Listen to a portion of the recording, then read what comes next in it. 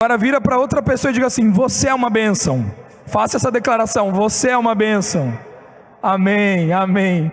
Nós temos Cristo Jesus, estamos nele, ele está em nós, por isso somos uma bênção. Amém? É assim, né? Aleluia. Bom, nessa noite eu gostaria de trazer para você aqui um estudo muito legal. Nós temos falado sobre esse lugar de Cristo Jesus, né? Estarmos em Cristo Jesus. E na semana passada o Andrei trouxe uma ministração muito especial, que foi uma ministração falando sobre o perdão.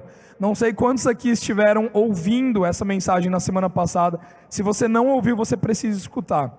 Por quê? O perdão é uma característica de Cristo Jesus. E agora nós estamos vendo características a respeito de uma pessoa que se chama Jesus Cristo. Por exemplo, se eu tiver aqui o Ney, né? Fala assim, ó, tem aqui o pai do Lucas, o Ney, marido da Celinha, né? Existem características sobre o Ney. Quem é o Ney? Quando você vai explicar quem é o Ney, você começa a trazer características sobre ele. Olha, é uma pessoa calma, é uma pessoa pacífica, é muito amigável, é sábio. Se você está precisando de conselho, um conselho para a sua vida, você pode procurar ele, ele vai te dar um conselho muito bom na palavra, né? Então você vai ali trazendo características sobre a pessoa, e então você tem aquela pessoa, né? Assim também é com Cristo Jesus. Cristo Jesus, ele tem características sobre quem ele é, características que são vinculadas à sua essência, características que são vinculadas sobre a sua identidade, a sua natureza. Cristo é um lugar de perdão, amém? Cristo é um lugar de perdão. E se nós estamos em Cristo e Cristo está em nós, eu e você também somos um lugar de perdão. Quando as pessoas elas chegam até nós, elas não encontram julgamento, elas não encontram crítica, elas não encontram inveja, mas elas encontram perdão. Olha só que coisa maravilhosa, não é assim? E hoje nós vamos aprender que em Cristo Jesus nós somos corajosos. Hoje eu vou falar sobre como nós podemos viver uma vida de ousadia e coragem, amém? Quantos corajosos nós temos aqui? Você é corajoso, meu irmão, você é corajosa, minha irmã. Você não é covarde, você não teme as más notícias, mas você vive de cabeça erguida, com coragem e ousadia, porque você está em Cristo Jesus. E vamos aprender um pouco mais sobre essa característica. Eu quero ler aqui uma passagem que está no livro de Lucas capítulo 4, versículo 16 a 21, e depois nós vamos elaborar mais sobre esse assunto, amém? Então vamos lá, Lucas 4, 16 a 21. Jesus foi a Nazaré, onde havia sido criado, e no dia de sábado entrou na sinagoga como era de costume. Se levantou para ler, e foi-lhe entregue o livro do profeta Isaías. Abriu e encontrou o lugar onde está escrito: o Espírito do Senhor está sobre mim, porque Ele me ungiu para pregar as boas novas aos pobres. Ele me enviou para proclamar liberdade aos presos, proclamar recuperação da vista aos cegos, proclamar a libertação dos oprimidos e proclamar o ano da graça do Senhor. Então ele fechou o livro, devolveu ao assistente e assentou-se. Na sinagoga todos tinham os olhos fitos nele. E ele começou a dizer-lhes: hoje se cumpriu a escritura que vocês acabaram de ouvir. Amém? Vamos orar então para discorrer sobre esse assunto. Pai Celestial, nós te agradecemos nessa noite pela tua palavra que é tão viva, a tua palavra que tem um efeito nas nossas vidas, o poder de transformar a nossa mente, tem o poder de nos fazermos enraizar em Cristo Jesus e Cristo em nós. Por isso nessa noite nós entregamos o nosso coração, abrimos os nossos ouvidos e os nossos olhos para enxergar e para ouvir a tua palavra, porque sabemos que é apenas nela que encontramos a vida, é apenas na tua palavra que podemos desfrutar de uma vida em coragem, de uma vida em ousadia. Por isso agora nós dizemos que tudo aquilo que está tentando distrair a nossa mente, tudo aquilo que está tentando trazer mentiras, está tentando trazer acusação e condenação, são cancelados nessa hora, e nós declaramos que o Espírito Santo, ele tem total liberdade para falar, para mover, para agir nas nossas vidas nessa noite. Assim nós dizemos e concordamos em nome de Jesus. Amém. Amém. Então, eu e você somos corajosos em Cristo Jesus. Quando nós falamos sobre coragem, nós precisamos entender que a coragem, ela sempre está baseada em um objeto. Por exemplo, nós temos aqui um jovem que vai fazer vestibular para administração. Então, ele passa um ano de sua vida inteira estudando para fazer esse vestibular. Ele faz ali várias disciplinas, várias matérias, ele estuda aquilo ali, ele vai fundo naquilo ali. E então, ele se prepara e no dia do vestibular, ele vai para aquela prova confiante. Ele fala, eu estou seguro que eu vou passar, né? Eu estou seguro que eu vou conseguir tirar uma nota boa. Eu tenho coragem, eu estou ousado, né, para fazer essa prova. Por quê? Porque ele tem um conhecimento, ele se baseia num conhecimento que ele tem sobre aquele assunto. De igual modo, eu e você aqui na terra, temos confiança em muitas coisas. Temos confiança na nossa expertise, temos confiança no nosso trabalho, temos confiança na maneira que nós nos relacionamos com pessoas, e por isso podemos ser pessoas ousadas, naturalmente falando. Podemos ir para o nosso trabalho, podemos ir para a nossa escola, para a nossa faculdade, podemos interagir socialmente e sermos pessoas corajosas. Talvez não em todas as áreas, mas em algumas que dominamos, né? Por exemplo, nós temos aqui, né, não sei se você sabia, entre nós uma locutora de rádio, né, que é uma bênção, né, a Rosana. E a Rosana, ela é confiante naquilo que ela faz. Esses dias falaram assim para ela, Rosana, você grava um vídeo aqui para a gente, falando uma coisinha? Gravo. Não tem insegurança nenhuma sobre isso, né? Não tenho dúvida nenhuma sobre isso. Por quê? Porque eu sou confiante, eu tenho ousadia, eu tenho coragem, porque eu sei fazer aquilo. Eu tenho confiança porque eu conheço aquilo que eu estou fazendo. Quantos estão entendendo o que eu estou querendo dizer? Então, quanto maior o conhecimento que nós temos, quanto mais superior o conhecimento que nós temos, mais ousadia e mais coragem. Só que acontece uma coisa aqui no mundo com todo ser humano, que é o seguinte: existe uma palavra que pega todo ser humano, sabe qual que é? Morte. Se você não venceu a morte, você não é uma pessoa corajosa aqui na terra. Se você não é vitorioso sobre a morte, você vive essa vida com insegurança, com incerteza. Não sei se é bem assim, não sei se é bem assado. Mas eu tenho uma boa notícia para te contar. O nosso Jesus venceu a morte. Ele ressuscitou e Ele vivo está. E Ele nos entregou essa vida, a vida eterna. E mediante a vida de Cristo Jesus, eu e você também temos vida. E se temos vida, a morte não tem mais poder sobre nós. Se a morte não tem poder sobre nós, que é a coisa mais superior aqui na terra, poder da vida ou da morte, então significa que eu e você temos tudo que precisamos para viver uma vida em ousadia aqui na terra. Porque temos o conhecimento de Cristo Jesus. Estamos no conhecimento de quem o nosso Deus é. Estamos crescendo nesse conhecimento. O que notamos nessa passagem de Jesus ali na sinagoga, assim como em outras passagens quando vemos alguns apóstolos, como Pedro, como Paulo, pregando o Evangelho, é que em alguns determinados momentos, eles chegavam em um lugar para pregar a palavra, e de repente ali nós vemos nos versículos, que eles começavam a falar corajosamente. A Bíblia relata isso, que o Espírito de Deus vinha ali naquele lugar, e eles anunciavam a palavra de Deus com ousadia, com coragem. Eu e você precisamos de ousadia e de coragem para viver a vida que está proposta para nós aqui na terra. Eu e você não recebemos um espírito de covardia. Provérbios capítulo 28, versículo 1 diz assim: o ímpio, ou seja, aquele que não tem Jesus Cristo como seu único Senhor e Salvador, o ímpio foge. Ele foge. Por que ele foge? Porque ele tem medo, porque ele é inseguro, porque ele não tem certeza, porque ele não conhece. O ímpio foge. Mas, embora ninguém o persiga, mas os justos, diga eu sou justo, mas os justos são corajosos como um leão. por que você é justo? Porque Jesus Cristo te fez justo. Ao você crer em Cristo Jesus e ao receber a vida de Cristo em você, Ele te deu uma nova identidade. Que identidade é essa? Diga comigo: justiça de Deus. Eu e você somos a justiça de Deus em Cristo Jesus por meio da fé em Cristo. Então eu e você estamos nesse lugar de justiça e temos a justiça de Deus como nossa identidade. E porque somos justos, nós somos corajosos como leão. O que é ser corajoso como leão?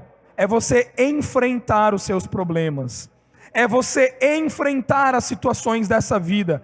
Eu e você não somos pessoas que fugimos, nós não somos fugitivos. Você não é um fracassado, você não é um fugitivo, você não se esconde, e você também não fica parado. Porque Provérbios nos traz um ensino de que até o tolo, quando fica quieto, se passa por sábio.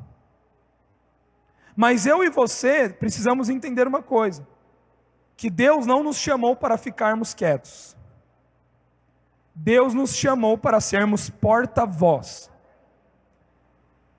E o leão, ele enfrenta. Eu e você somos pessoas que somos justos em Cristo Jesus, que temos uma identidade, que temos um Pai, que temos uma palavra. Existe uma palavra sobre a sua vida. Existe uma palavra verdadeira sobre a sua casa, sobre a sua vida, amém? Existe uma palavra de vida sobre você. E com base no conhecimento desta palavra, que é Cristo Jesus, nós somos ousados e corajosos. Eu e você não somos ousados e corajosos baseados nas nossas habilidades. Eu e você não somos corajosos porque sabemos fazer alguma coisa, porque temos confiança no nosso taco. Não. Eu e você somos ousados e corajosos porque estamos firmados na palavra, porque temos o conhecimento de quem Cristo é. E por isso temos ousadia e temos coragem. Amém?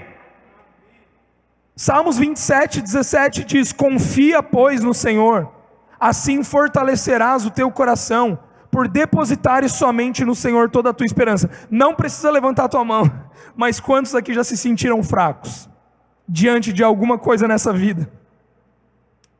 Não precisa levantar a sua mão, mas quantos aqui já não se sentiram impotentes?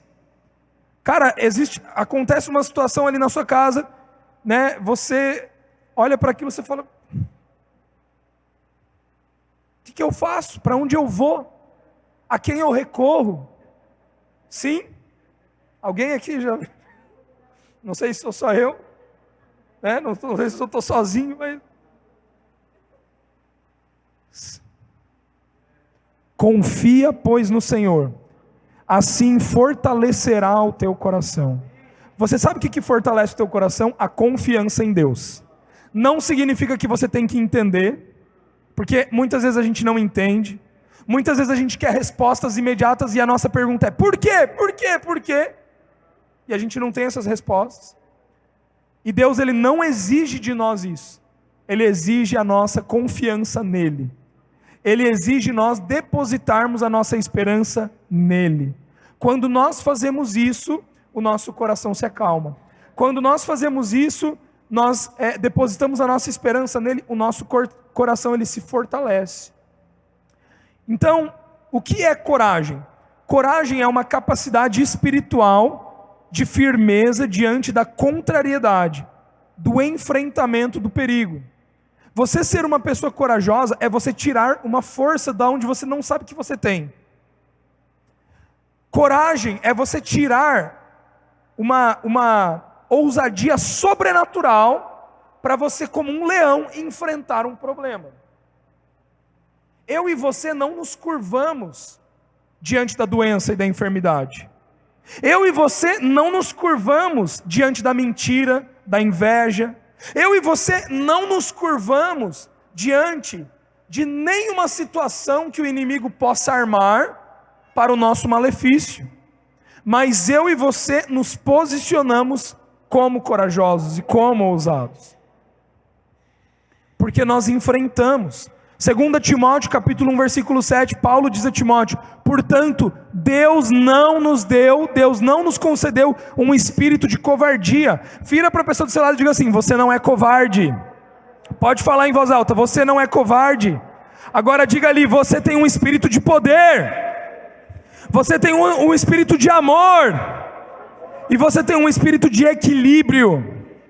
É isso que Paulo está dizendo para Timóteo. Deus não te deu um espírito de covardia, mas Ele te deu um espírito de poder, de amor e de equilíbrio. Isso significa que nós enfrentamos as situações de maneira diferente. Por exemplo, alguém bate no teu carro, no meio daquele trânsito das 6 horas da tarde. Como que você enfrenta essa situação? A sua maneira de enfrentar não é descer do carro e já: você está maluco? Você vai ver agora. Não é assim.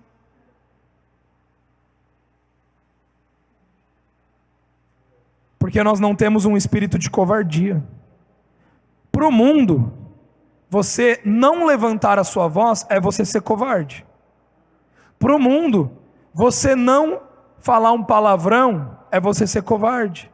Para o mundo, você não mostrar o dedo porque o cara te fechou no trânsito é você ser covarde. Mas no reino de Deus é diferente. Ele não nos deu um espírito de covardia, então a gente não perde a linha. Porque Ele nos deu um espírito de poder, amor e equilíbrio. Então nós não nos desesperamos, nós não nos preocupamos, nós não vivemos em ansiedade, porque estamos firmados na palavra de Deus. Estamos firmados e confiamos em Cristo. A coragem é uma força interior inspirada por Deus. Meu amigo, abre as suas mãos assim comigo. Diga assim nessa noite: Espírito Santo, nessa noite, eu recebo da tua coragem, da tua ousadia, para viver a minha vida. É uma força sobrenatural inspirada por Deus. Não vem de nós. Não vem de nós. Sabe, uma coisa que eu me peguei essa semana pensando foi, eu pensei assim: poxa, essa semana nem está sendo uma semana das melhores que eu já vivi na minha vida. Sabe aquelas semanas que você fala: meu Deus, só falta estender um tapete vermelho que a gente passa, né? Estamos passando. Nem foi uma semana assim.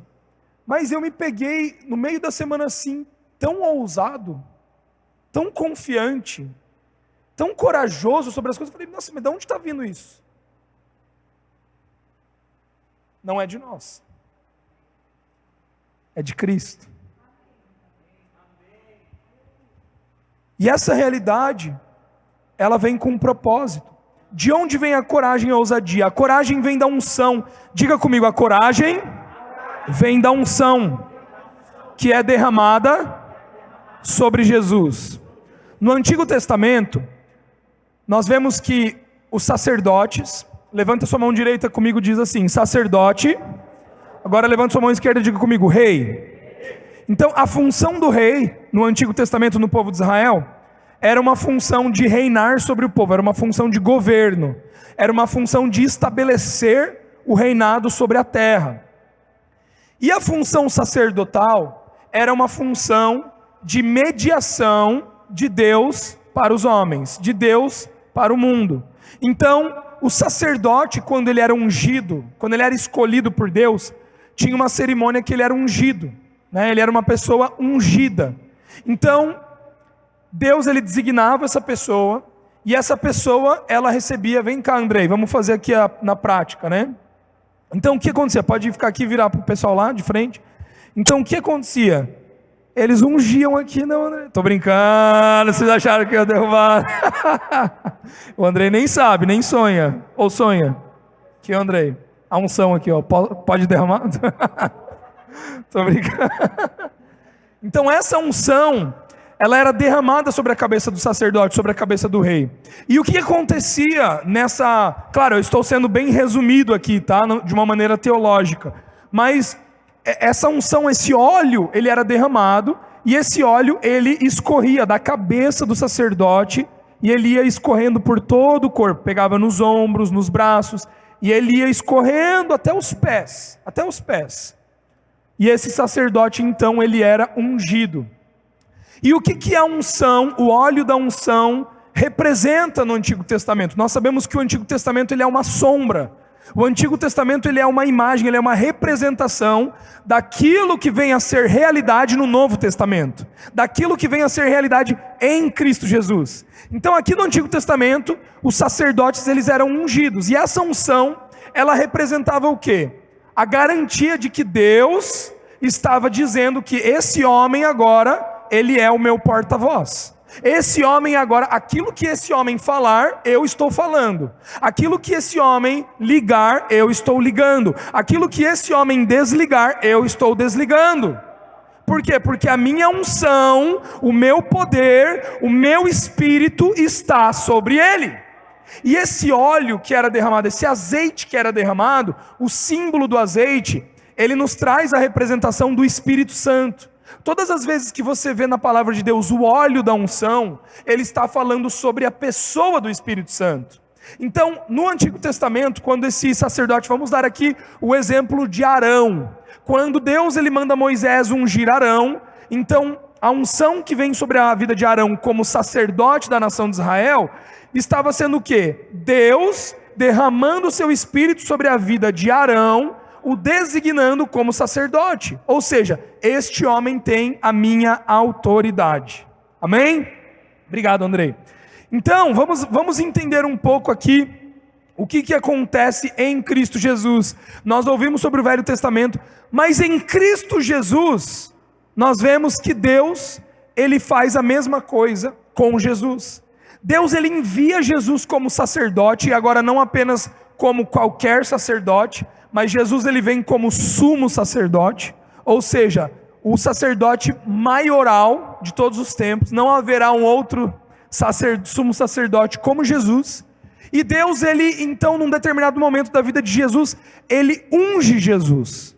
E por que Deus unge Jesus? Porque a partir do momento que Jesus, como homem, ele é ungido por Deus, então Deus ele está atestando, dizendo: esse aqui tem a minha autoridade aqui na terra. Este homem, ele tem poder para ligar e desligar, para falar e desfalar.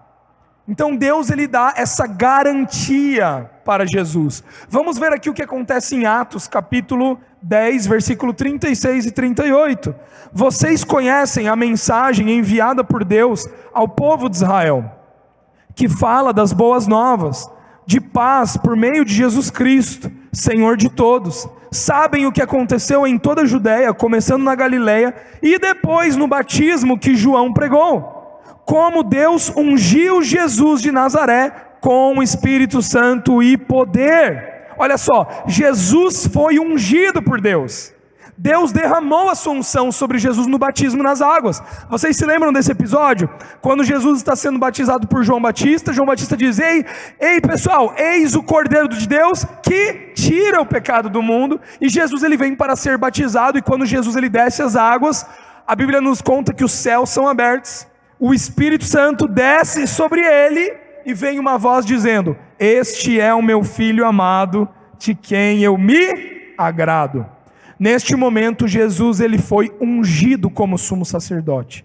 Nesse momento Jesus ele recebe uma unção da parte de Deus, o próprio Espírito de Deus sendo derramado por ele, para ele, sobre ele.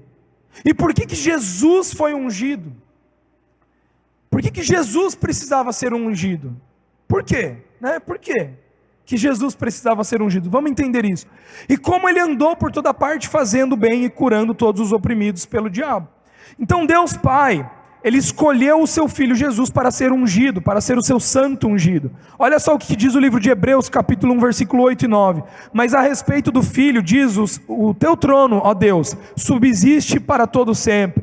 Cetro de equidade é o cetro do teu reino, amas a justiça, odeias a iniquidade. Por isso Deus, o teu Deus, escolheu-te dentre os teus companheiros, ungindo-te com óleo de alegria. Então a unção foi derramada sobre a cabeça de Jesus Cristo. Jesus ele recebeu a unção do Espírito Santo. O óleo da unção é derramado na cabeça. Vem cá, Andrei, de novo. Pode virar para o pessoal. Então imagine aqui comigo Deus derramando essa unção sobre Jesus. A partir do momento que Deus derramou essa unção sobre Jesus, Jesus ele passa a ter poder e autoridade de Deus para realizar na terra aquilo que está no céu. Deixa eu te fazer uma pergunta. No céu tem violência? No céu tem morte? No céu tem doença? No céu tem cego, coxo? Não. Então quando Jesus ele vem e ele é ungido por Deus, ele recebe essa unção da parte do Espírito Santo, ele passa a ter poder e autoridade para curar o doente. Ele passa a ter poder e autoridade para proclamar a verdade. Ele passa a ter poder e autoridade para realizar, para ligar e desligar, para fazer. Então Jesus recebe essa unção, e como nós vimos anteriormente, essa unção ela vem sendo derramada sobre a cabeça e ela vai sobre todo o corpo. Pergunta para mim, por que Jesus precisou ser ungido? Por quê? Por quê? Sabe por quê? Porque se Jesus não tivesse sido ungido aqui na terra, eu e você não teríamos poder e autoridade sobre a terra. Não teríamos. Porque eu e você não somos ungidos de Deus. Jesus é o ungido de Deus. Só que eu e você somos corpo de Jesus Cristo. Por quê? Porque a Bíblia nos diz que Jesus é o cabeça. E o óleo da unção é derramado sobre a cabeça, não sobre os ombros, não sobre os pés, sobre a... Então Deus unge a Jesus como cabeça, só que essa unção ela escorre para todo o corpo. E agora, porque eu e você estamos no corpo de Cristo, porque eu e você fazemos parte da igreja do Senhor Jesus Cristo, porque eu e você somos o corpo de Cristo, eu e você também somos ungidos por Deus. Eu e você também temos poder e autoridade sobre essa terra. Eu e você também podemos falar, ligar e desligar. Eu e você fomos chamados para proclamar aqui na terra, para promulgar aqui na terra. Por quê? Por causa de nossa habilidade? Porque eu e você fomos escolhidos para sermos ungidos por Deus? Não, porque Jesus foi ungido, porque o cabeça foi ungido, e eu estou no cabeça. Eu faço parte desse corpo de Cristo, e por fazer parte do corpo, eu recebi dessa unção. Amém? Pode voltar, Andrei, obrigado. Então, Jesus foi ungido. Olha só o que diz Salmos, capítulo 133, versículo 2. Você conhece esse texto com certeza. É como óleo, que é o óleo precioso derramado sobre a cabeça, que desce pela barba, barba de Arão, até a gola de suas vestes, até a orla de suas vestes. Assim é a unção de Deus, que Deus derramou sobre Jesus.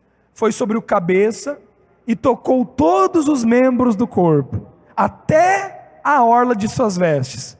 Sabe, talvez você olhe e você fale assim, poxa, eu estou aqui na igreja, mas eu me vejo como o menor de todos, né? Eu não sei pregar, eu não sei falar, eu não sei fazer nada. Só que eu estou aqui, até a orla das vestes, todos, sem exceção, todos aqui, você tem a autoridade de Cristo Jesus, porque nós fomos ungidos. Põe a mão sobre a sua cabeça, diga assim comigo, o Espírito do Senhor está sobre mim, porque o Senhor me ungiu para pregar as boas novas. Amém? Nós somos ungidos por Ele, porque estamos em Cristo Jesus. Eu e você só somos ungidos porque estamos em Cristo Jesus. Se eu e você estivéssemos sozinhos, não teríamos unção. Aquele que está sozinho anda fora da unção, mas aquele que está em Cristo Jesus é ungido de Deus. E aquele que é ungido de Deus tem poder e autoridade direto do céu. Olha só que maravilha essa palavra. Então a unção, o óleo da unção é derramado sobre a cabeça e vai até todo o corpo. 1 João capítulo 2, versículo 20, diz que a unção é derramada para nos conceder conhecimento. Diga comigo, conhecimento. Olha só esse versículo. Mas vocês têm uma unção que procede do santo. Quem é o santo? Diga comigo, Jesus, o cabeça. Então vocês, eu e você, nós, igreja, temos uma unção que procede do santo. Essa unção que vem de Jesus. E todos vocês têm conhecimento. Essa unção que é derramada sobre Jesus, que é derramada sobre nós, ela nos permite o conhecimento, ela nos permite sermos iluminados, para entendermos, para sabermos quem somos, para nos dar o conhecimento do que podemos nele, por meio dele, através dele, de sua palavra. Amém? Então essa unção está sobre nós. Olha o próximo texto, 2 Coríntios 1, 21, 22, diz que a unção é um selo de propriedade. Põe a mão no teu coração assim, bem apertado, diga assim comigo: eu sou propriedade do meu Pai. Olha só que maravilha. Eu sou propriedade do meu Pai.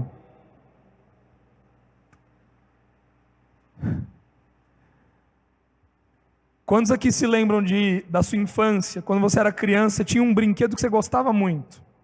Aquele brinquedo ali era teu, né? Algum amigo ia brincar, você, é meu, é meu, é meu, é meu. Aquilo ali é propriedade minha, não encoste naquilo que é meu, né? É assim a nossa vida para com o nosso Pai. Ele olha para nós e ele fala assim: é meu, é meu, é meu, é meu, é meu. Solta, Satanás, é meu, é meu, é propriedade minha.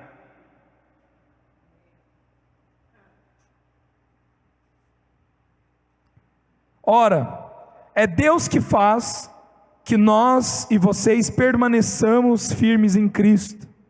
Ele nos ungiu, diga comigo, Ele nos ungiu, nos selou como sua propriedade e pôs o seu Espírito em nossos corações como garantia do que está por vir.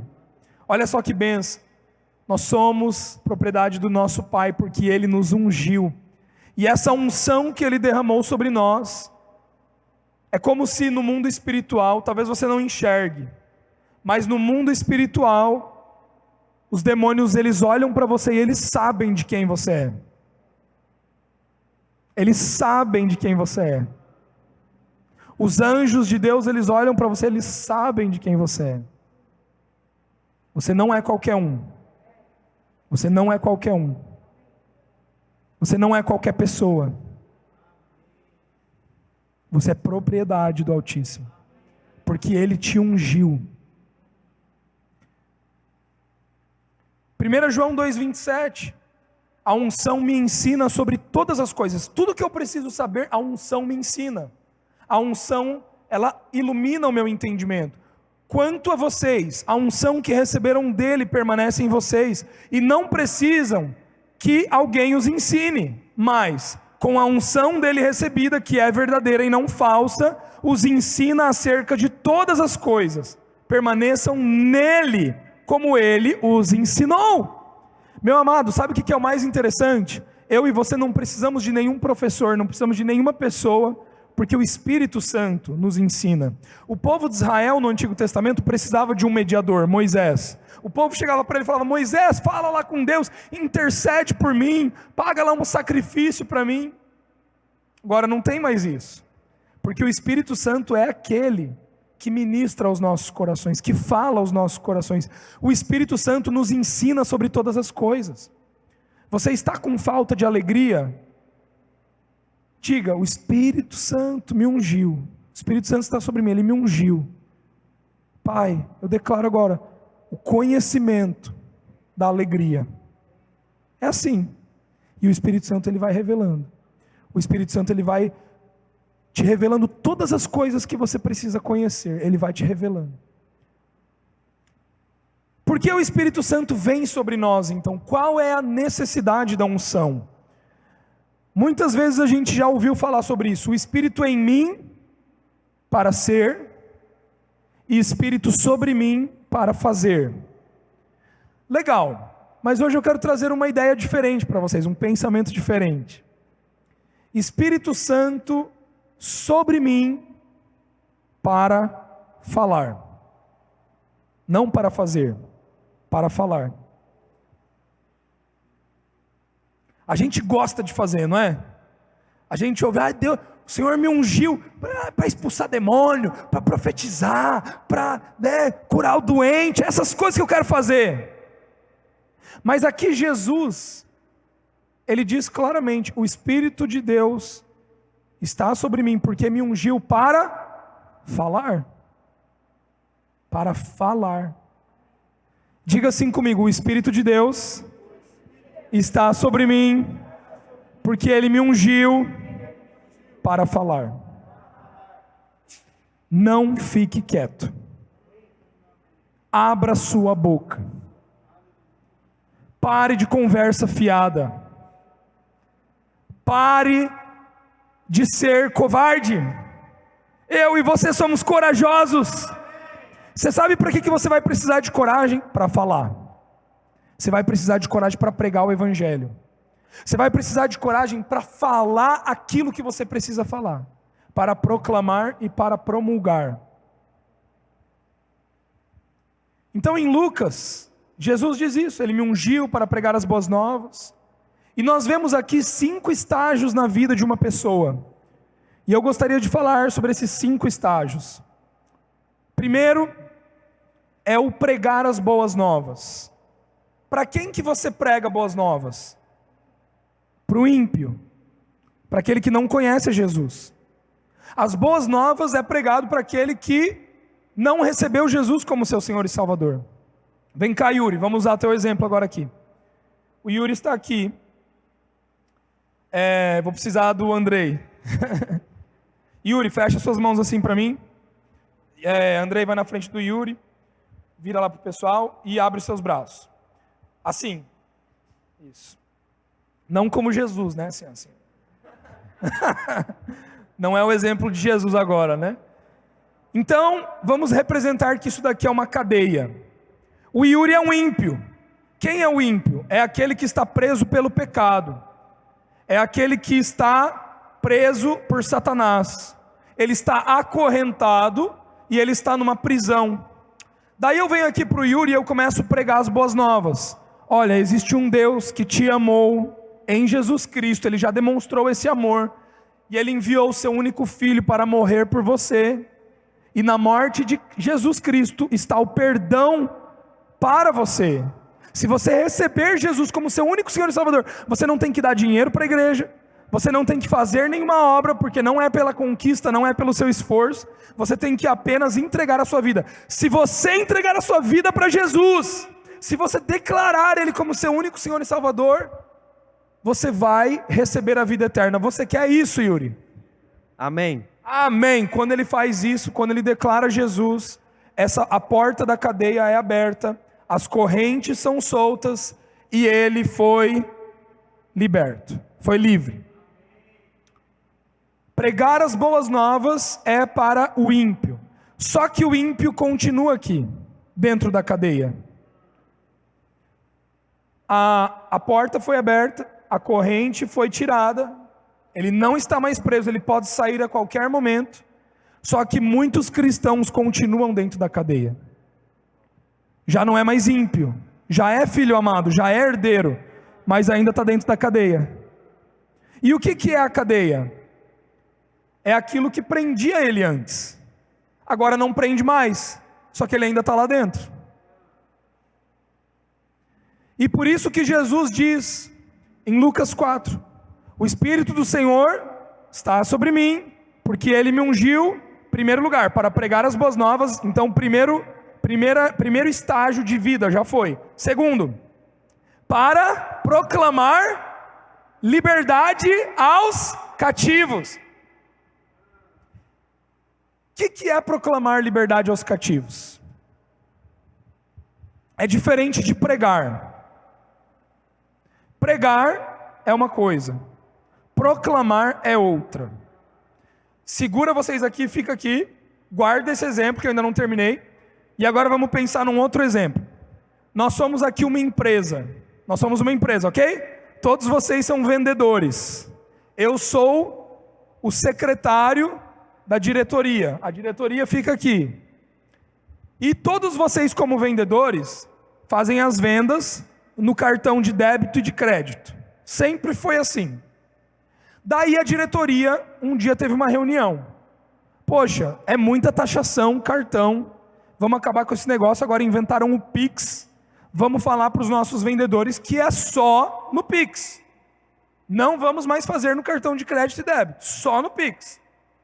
A diretoria definiu isso como verdade. O secretário estava na reunião. Passa 3 meses, o diretor vem ver a empresa, vem aqui ver. Quando ele pega os papéis, ele fala: meu Deus, o que é isso aqui? Por que ainda estão vendendo no cartão de crédito e débito?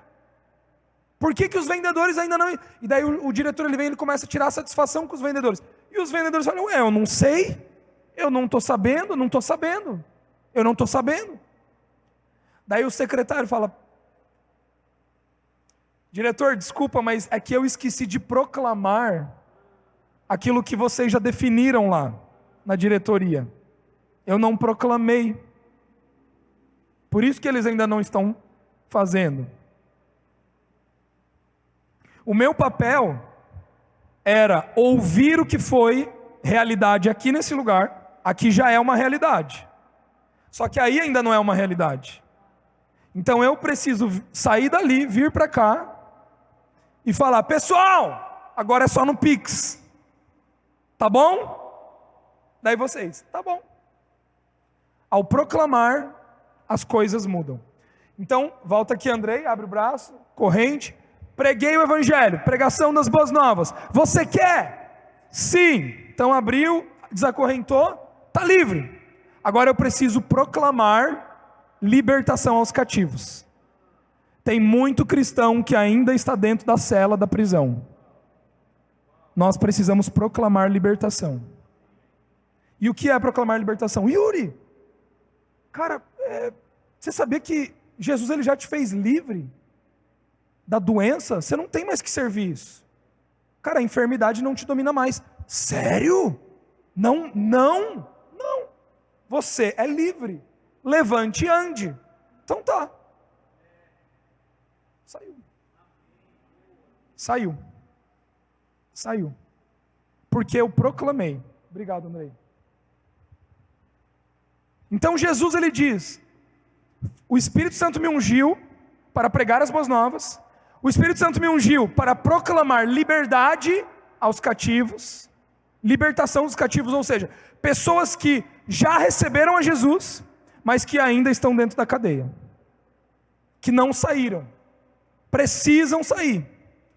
Diga comigo: proclamar. Diga mais forte: proclamar. O que significa proclamar? Proclamar significa declarar publicamente, está aí, em voz alta.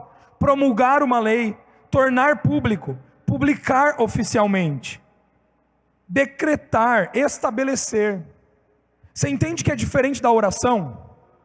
Eu e você não estamos orando nessa situação, nós estamos proclamando. É como se você estivesse avisando: meu irmão, você já está curado, só ir. Você não tem que dizer: Deus, você pode curar aqui? Porque Deus já determinou lá que está curado. Deus já determinou que está saudável. Tudo que eu tenho que fazer é proclamar a cura, proclamar a vida, proclamar a saúde. Então eu e você fomos chamados para proclamar. Diga assim comigo: falar publicamente em voz alta. Para isso que a gente precisa de ser corajoso. Você tem que abrir a sua boca. Deus está colocando pessoas no seu caminho que você precisa pregar o evangelho. Você tem que pregar de Jesus. Deus está colocando pessoas no seu caminho que você precisa proclamar libertação dos cativos. A pessoa está dentro da cadeia. Você está vendo ela está lá. Eu estou numa depressão, estou numa tristeza. Você não tem que orar por essa pessoa. Vem aqui que eu vou orar por você. Não! Você tem que proclamar: meu irmão, você já é livre dessa depressão. Saia desse lugar. Esse lugar não é mais teu para você permanecer ali. A tristeza não faz parte de você. Saia dessa cadeia, saia dessa prisão. Levante e anda. Proclamar. E daí vem aqui, queridos, o nosso trabalho como igreja, como corpo de Cristo. Você entende que isso é algo que nós temos que fazer todos os momentos? Às vezes você vai chegar aqui na Domo, a pessoa vai estar com um sorriso no rosto, mas o Espírito Santo vai te revelar, vai te dar o discernimento: olha, proclame alegria. E a pessoa está rindo. Mas você vai chegar para ela, você vai colocar as mãos nos ombros, você vai dizer assim: olha, eu declaro a alegria do Senhor é a tua força, meu irmão. Pronto. Pronto. Foi proclamado. Foi proclamado. Próxima ação. Jesus ele diz: proclamar recuperação da vista aos cegos. O terceiro estágio de pessoa é uma pessoa que já recebeu o evangelho, já saiu do lugar de ímpio, estava na cadeia, já saiu da cadeia, só que ela ainda é cega. O que é uma pessoa cega? É uma pessoa que não tem os olhos do seu entendimento abertos. É uma pessoa que está subjugada à lei, ainda vive debaixo do jugo da lei. Ela não está vivendo no evangelho, ela não está vivendo debaixo de Cristo Jesus. Ela ainda está cegada. E ela está tateando, é cego guiando outro cego, sabe aquele negócio? E o que você faz com isso? Você não prega Jesus, você não proclama a libertação do cativo, mas você proclama a recuperação de vista aos cegos. Você declara: meu irmão, eu declaro que os olhos do seu entendimento serão abertos, você irá enxergar. Você irá enxergar. Aquilo que você ainda não está enxergando, você irá enxergar. Eu proclamo que aquilo que você ainda não está enxergando, você irá enxergar. Porque os olhos serão abertos, em nome de Jesus. Sabe, às vezes a pessoa, ela está vivendo num ciclo, ela não consegue sair daquele ciclo porque ela está cega. Ela não sai daquilo ali porque ela não consegue enxergar. Você não tem que orar por ela, você tem que proclamar recuperação de vista aos cegos. Próximo estágio, Jesus ele diz: eu vim, o Espírito do Senhor está sobre mim, porque Ele me ungiu para proclamar liberdade aos oprimidos. Tá, então a pessoa já não está mais na cadeia, a pessoa não está cega, mas ela está vivendo oprimida. O que é uma pessoa, o que é um cristão oprimido? Meu amigo, o ímpio vive possuído, é diferente. Por que o ímpio vive possuído? Porque ele não tem o Espírito Santo habitando nele. Eu e você, como cristãos, que já recebemos a Jesus Cristo como nosso Senhor e Salvador, temos o Espírito Santo habitando aqui dentro. Então você não tem um demônio dentro de você. É impossível um cristão ter um demônio.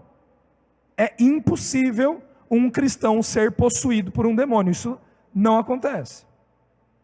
Mas é possível um cristão ser oprimido por um demônio.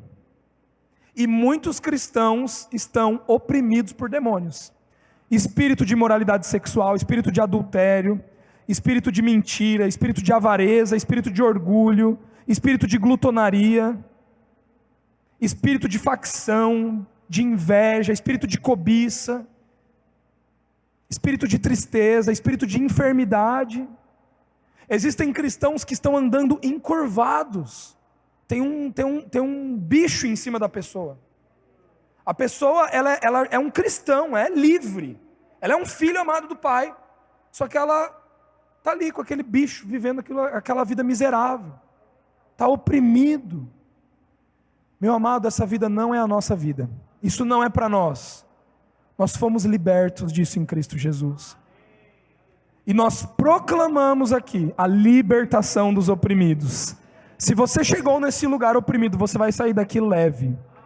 Porque o inimigo ele não tem mais poder sobre a sua vida. Ele não pode mais te oprimir. Tudo aquilo que ele estava usando para te manter calado, para te, esganar mesmo, te enforcar. Isso não vai mais ser válido na sua vida. Você é liberto disso hoje em nome de Jesus.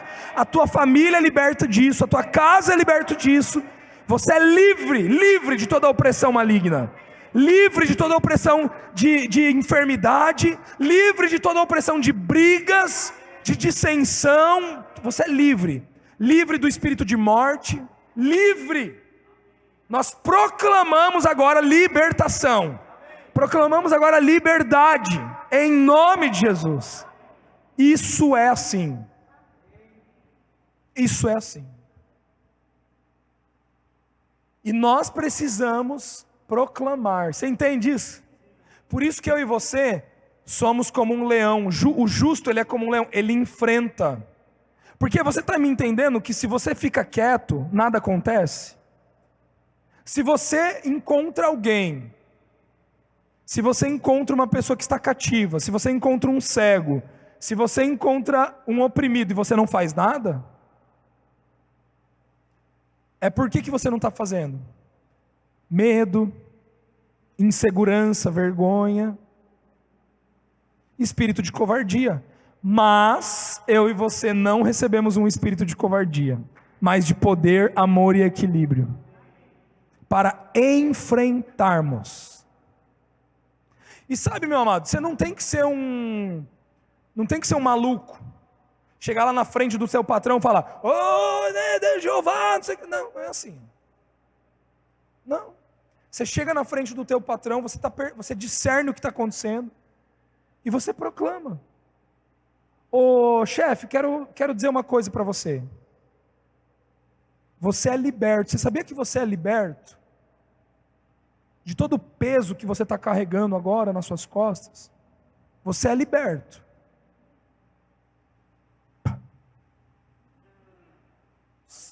Nossa, está diferente. Você tem que falar. Meu amigo, você tem que falar. Sabe por quê? Olha que engraçado. Olha o que Jesus fazia. Jesus, ele chegava num lugar, num ambiente, e ele começava a pregar as boas novas, né? Começava a pregar as boas novas. De repente tinha lá uma mulher encurvada. O que ele fazia? Ele proclamava libertação. Você é filha de Abraão, o que você está fazendo encurvada, mulher?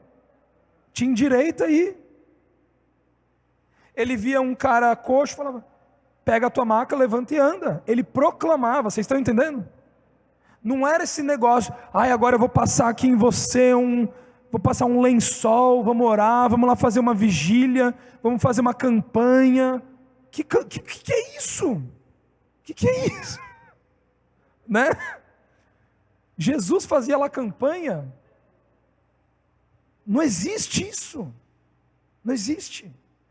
Eu vou comprar a rosa ungida, vou passar na tua cara e daí você vai ser... Quê? Sabe, existem coisas que não fecha. Jesus é simples. O Espírito do Senhor está sobre mim, porque Ele me ungiu para pregar as boas novas, para proclamar liberdade aos cativos, para proclamar recuperação de vista aos cegos, para proclamar libertação dos oprimidos, e para proclamar o último ponto: o ano da graça do Senhor. Esse é o quinto estágio. Nós precisamos proclamar o ano da graça do Senhor.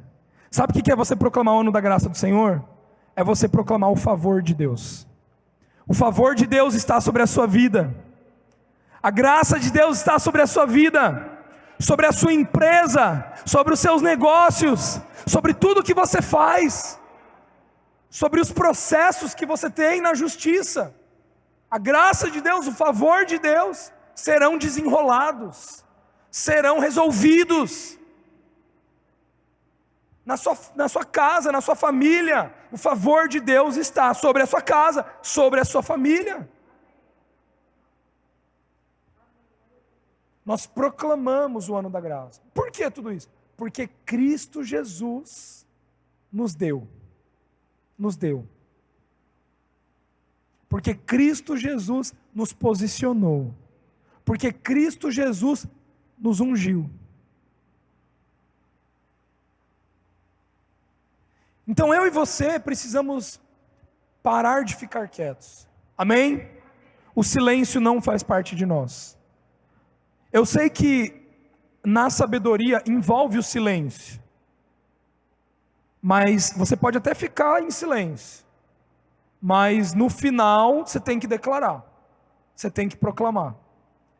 Você sabe o que significa a palavra promulgar? Em outras versões da Bíblia diz, ao invés de proclamar, diz promulgar. Promulgar significa você deliberar uma lei, né? Eu escrevi aqui. Significa você publicar. Essa é a palavra. Publicar. Você publica uma lei, você torna público essa lei. Então você pega a lei, uma nova lei, você vai lá e publica. A partir do momento que você publicou, ela se tornou realidade. Até o momento dela ser promulgada, ela não se tornou realidade. Você entende que em Cristo Jesus já existe uma realidade para ser proclamada aqui na terra? Você entende que nos céus, Deus Pai, Ele já liberou uma verdade sobre as nossas vidas lá no céu? Existe uma verdade sobre a tua vida, meu irmão. Existe uma verdade sobre a tua casa, sobre a tua família. É hora de você abrir a sua boca e começar a proclamar. É hora de você abrir a sua boca e começar a promulgar. Todos os dias, eu e minha casa serviremos ao Senhor. Eu proclamo essa verdade. Eu e minha casa, eu e meus filhos serviremos. Eu declaro meus filhos tendo experiências espirituais com Jesus. Isso está promulgado, isso é uma realidade. Eu estou proclamando. O Espírito do Senhor está sobre mim para proclamar. Então, Isaías 61, o profeta, ele traz esse texto. Ele fala sobre esse texto. E nesse texto, ali no versículo 3, ele diz, 61:3, e dar a todos que estão de luto, olha só, e dar a todos os que estão de luto e amargurados uma linda coroa em vez de cinzas, óleo de júbilo ao invés de pranto, e um manto festivo de louvor em lugar de um espírito abatido. Eles serão chamados carvalhos de justiça, plantação de Yahvé, para a manifestação do esplendor da sua glória. Meu amado, eu e você não temos um espírito abatido. Eu e você estávamos de luto, já não estamos mais. Eu e você estávamos em pranto, mas já não estamos mais. Ele trocou uma coroa ao invés de cinzas, uma nova veste, uma veste festiva. O versículo 7, em lugar da vergonha que tendes sofrido, tereis porção dobrada de honra. Em vez de humilhação, bradareis de júbilo em vossa herança, porquanto recebereis porção dupla em sua terra, e terás alegria eterna. Isaías 61, 9-11 diz, a sua posteridade, os seus descendentes, será conhecida entre as nações, a sua descendência no meio dos povos. Todos aqueles que os virem reconhecerão que eles são um povo abençoado. Transbordo de alegria em Yahvé, o Senhor. A minha alma se regozija no meu Deus, porque Ele me vestiu com vestes de salvação, cobriu-me com um manto de justiça, como um noivo que adorna com uma coroa sacerdotal, qual noiva que se enfeita com mais ricas joias, porque assim como a terra faz brotar a planta, e o jardim faz germinar a semente, assim o soberano Yahvé fará nascer a justiça e o louvor diante de todas as nações. Nós somos estes. Você é este. O seu lugar é em Cristo Jesus. O seu lugar é na palavra de Deus. A nossa confiança está naquilo que Ele diz a nosso respeito. A nossa confiança está na realidade do céu. E por causa disso eu e você somos ousados, somos corajosos. Por isso eu proclamo, eu declaro sobre a sua vida uma coragem, uma ousadia, da onde você não sabe que vai vir forças para você continuar. Essa semana você abrirá a sua boca e todo espírito de mudez e surdez estão cancelados. Nós falaremos, nós pregaremos, nós proclamaremos, nós anunciaremos, nós promulgaremos a realidade do céu na terra.